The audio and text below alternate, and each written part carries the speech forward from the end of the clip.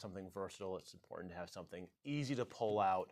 You can dress it up, you can dress it down. That's going to be a recurring theme with me today.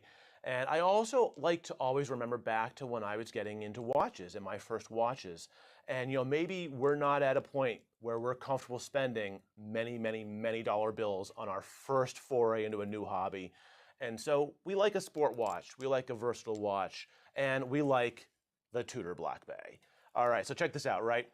A lot of people, I feel, go right to Rolex. Rolex is great. Tudor is more fun. All right, why is Tudor more fun? It's different for everybody, right? Why is Tudor more fun?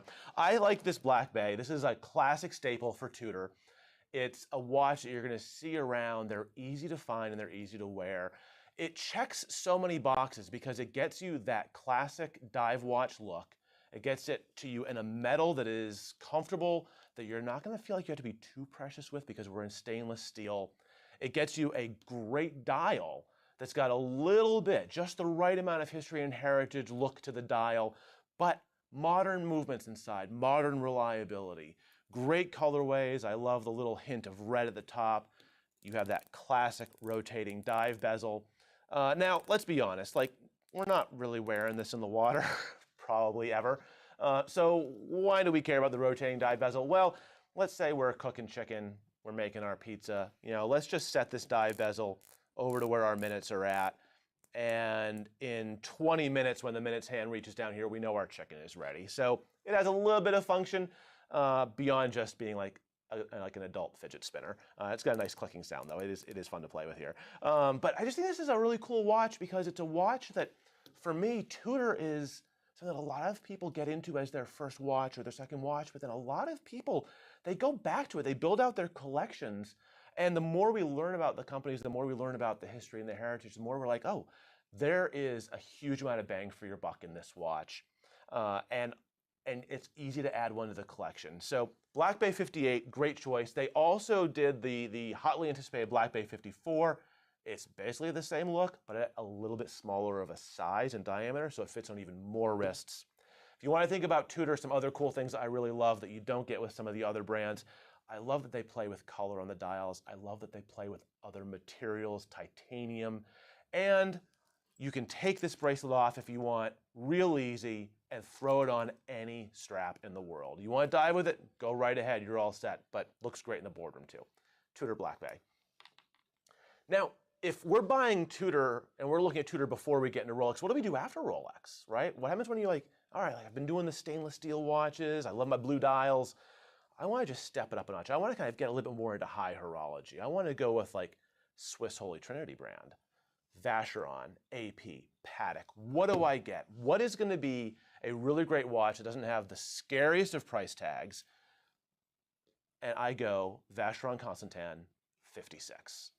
All right, let me tell you a little bit about this collection. This is one of Vacheron Constantin's newer collections.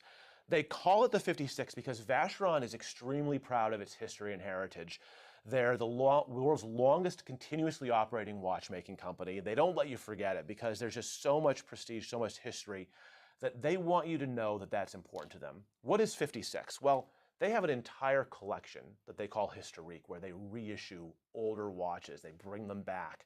The 56, the case shape on this watch and the shape here, let's see if I can go a little closer here so we can kind of see these shapes. The shapes here in the case are inspired by a watch they had initially released in, you got it, 1956. So we've got this very subtle old meets new, where if you don't know the story, you might not never know that this was inspired by an historical model. They put a really beautiful blue dial on it, a touch of lume, amazing font, almost like an Art Deco style font on these numerals, really legible. I'm a bit of a font dork, as you may have heard me say before. I also love date discs that are the same color as the dial. Blue background here to match the blue dial. And Vacheron is smart. They know to go one step further. And if I can get really close, I wonder if I can here. Let's see. The font for the date is the same font as used for the hour numerals. So like they're really paying attention to every detail. They do the watch in stainless steel, as you see here. It comes on the bracelet, this really cool super shiny. I know it's a little bit of fingerprints on here. When it's on the wrist, the fingerprints are easier, but like check this out, right? High polish. Like you don't see this quality bracelet from a lot of brands, but they also know you want to be versatile. You can take the bracelet off, you can throw it on straps.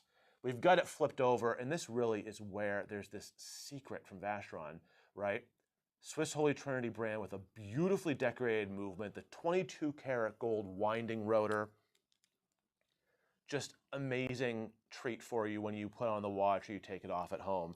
So the stainless steel 56, they also do it in a silver dial, which looks very monochromatic, cool look. I think it really punches up that version if you play around some different straps. But this blue dial 56, I just think looks awesome on the bracelet.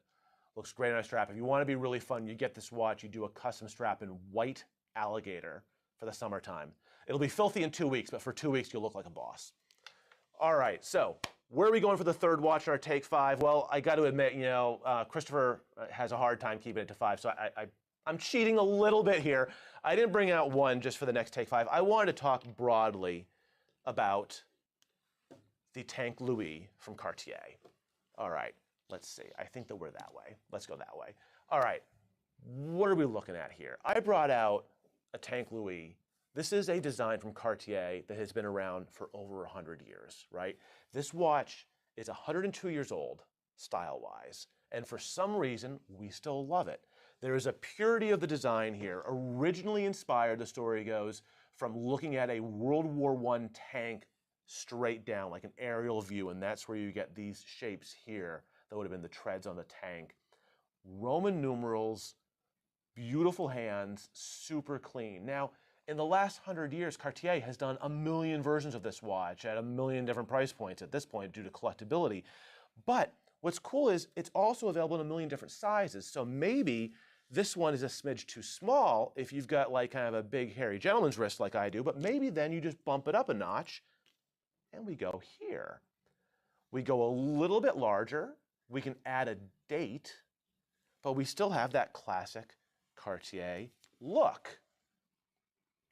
Now, what I think is also fun here, I wanted to bring this out, is to show that versatility, right? Silver case metal, looks great on black alligator if you need to wear it for the, to a formal event with a tux. But the same watch looks great when you put it on something that you might otherwise not think to put it on a calfskin strap like this. But this kind of a strap just makes this so much more casual, and now it's a fun summer watch. I am a big fan of changing out straps on my watches. And I also love playing around with different straps based on the dials. And so I brought out, this is where the cheat was, it's just not one watch. Sorry, everyone, you get to look at 3. Cartier also plays with color, right? So here is a beautiful green dial with a gold case on a green alligator leather strap. And here we're leaving out the numerals because we really want the cleanliness of that dial to show just this beautiful, crisp and clean look. So the Cartier tank, 100 years old, 100 different versions. It really is a watch that fits for anybody. This is a watch that has been famously worn by Jackie Kennedy, by Muhammad Ali. There's a great picture of Muhammad Ali that I love. Anytime somebody is like, I think this watch is too small for my wrist, I say, go and pull out the picture of Muhammad Ali wearing a Cartier tank and take a look at what size watch he's wearing. I think famously Andy Warhol wore one of these, but supposedly didn't set the time on it. I don't know, maybe some people can fact check me on that. I heard that he didn't set the time on it because he just loved the design. He didn't care what the time it was showing. So the Cartier tank, that's a one pick, that's not 3, of some of my favorite easy to wear watches that have withstood the test of time. Let's jump over to Germany. Not gonna be a surprise. Here is, from Glashütte Original, the Senator Regulator. I like things that are funky. I like things that pay attention to watchmaking history and heritage and that honor that acknowledge that. And what we're looking at here is a watch with what is called a regulator dial. If this is your first time seeing one of these, don't panic. The hands are where they're supposed to be, okay? So at the top, at 12 o'clock, we have the hours. Dead center, we have the minutes. And then down at the bottom at 6 o'clock is the running seconds. What's the story with this? Well, back before we had atomic clocks, back before we had iPhones, back before we had computers, 150 years ago, each town would have to synchronize all of their clocks from some place. Watchmakers would have to synchronize the pocket watches they were making to set the time accurately so that we could have a unified time within each town. And most commonly, either a wall clock, particularly, or a large pocket watch would be used to set the reference time for everyone. And that clock or that watch would have a layout called a regulator dial because you would use it to regulate the other timepieces. In order to show as best accuracy as possible, hours, minutes, and seconds were separated. Glashütte Original, being a German watch brand, really loves their history and heritage, a recurring theme today. And they have made this Senator regulator dial. Now, this has a couple other fun things on it. We see on the right, obviously, the big date. Borrowed from one of their neighbors just across the street from Lange Söhne, famous for the big date, the outsized date, which I think I can get a little closer here. And you can see that it is 2 discs that are on the same plane, showing an extremely large date, much larger than most watches would be able to show. It's great if your eyesight is getting a little old like mine. To balance out this dial, Glashütte Original puts a power reserve indicator. We want to make sure that our regulator watch doesn't run out of juice if we're using it, so as we wind, we can see that power reserve rising. A couple other fun treats. It's a regulator watch, so if we want to set this precisely to a reference time, we want to be able to hack this movement, stop this movement right at 0 seconds. Lock in the time here and activate it when maybe it hits 12:58 on our iPhone or our atomic clock. Well, that means we have to wait until this seconds hand hits 0 and try to pull out the hand and right there. Okay, I already got it. Phew.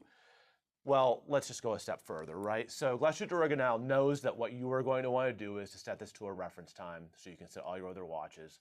They make it easy. This watch, when you pull out the crown, watch the seconds hand, has a 0 reset function. The seconds hand resets itself to 0 so that you can more quickly set the watch to a reference time. Now, how OCD do you want to get? If you want to be really OCD like Christopher, you're like, well, Christopher, I want to make sure that my minutes hand really lines up with the grooves on that nice railroad track going around the outside. Well, you know what?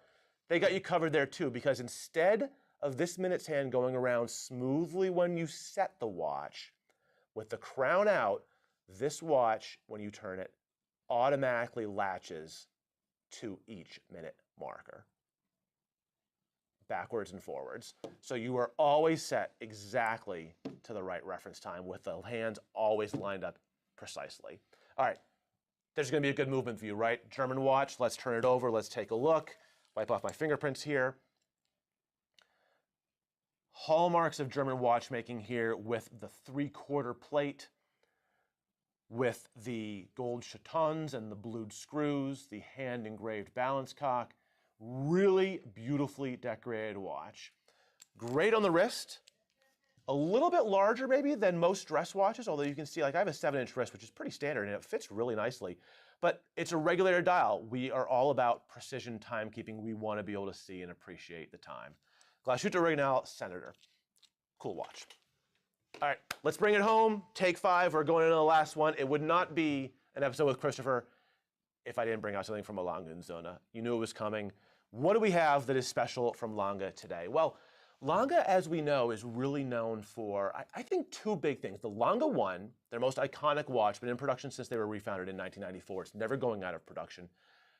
Tons of variants, different dials, different complications, time zones, perpetual calendars, automatics, hand winds, all this stuff, okay?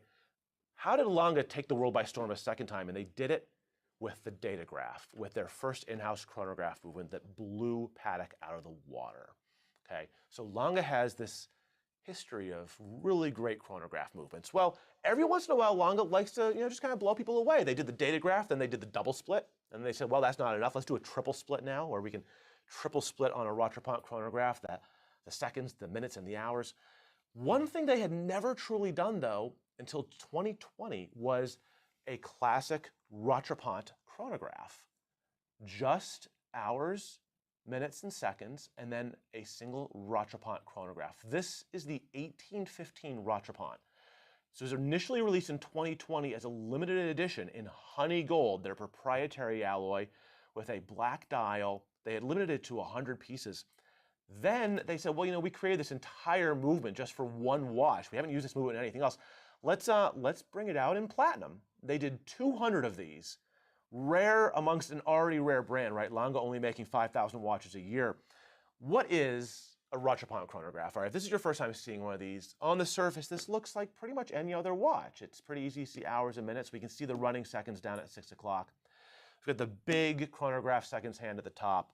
If we activate the chronograph here, it's going to start behaving just like any normal chronograph, right? To time your minutes and your seconds. Let's say we want to time a race car, or how fast a race car does a standing kilometer. But what happens if we're timing 2 race cars? And we want to like lock our stopwatch when the first race car passes the finish line, but there's another race car on its way behind it. Well, that is where this additional pusher here comes in. I'm going to bring this a little bit closer, and as I press this pusher, watch the seconds hand, because as that first race car passes the finish line, we press this pusher here, it freezes the seconds hand, and another emerges from underneath it to track our second race car. Let's say we want to catch up. Maybe we're doing multiple laps. We just wanted that as a little bit of a reference. We can press this button again, and that frozen hand will rattrapant. It will catch up, here we go, to the running seconds. A split second. We are splitting the seconds right there, and we are rattrapanting. We are catching up right there.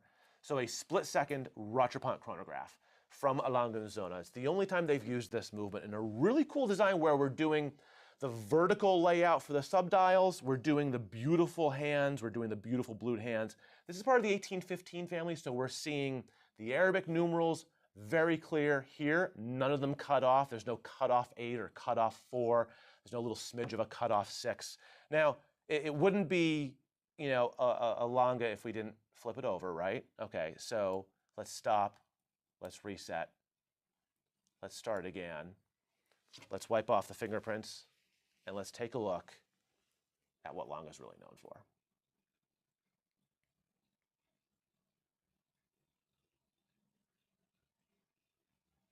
Every part you see decorated by hand. Every part hidden below that you can't see decorated by hand. Assembled twice to make sure everything works perfectly. They actually assemble their watches, make sure they run, and then they take them entirely apart again and assemble them a second time to make sure that there is as small a chance of a problem once you get the watch as possible. If you can find me something that looks sexier on the back than this that I can put on my wrist, please comment below, because I don't know how this isn't the pick of the day. The Lange Söhne 1815 Rattrapant. So thank you so much for watching today. Once again, I'm Christopher. We do have the weekly show. We're coming back next week with another Take 5. If you enjoy our content, we'd love it if you could like, subscribe, hit the notification icon. It does help us a lot. It's very important. But until we see you again, wish you all the best. Hope you're enjoying the start of the new year.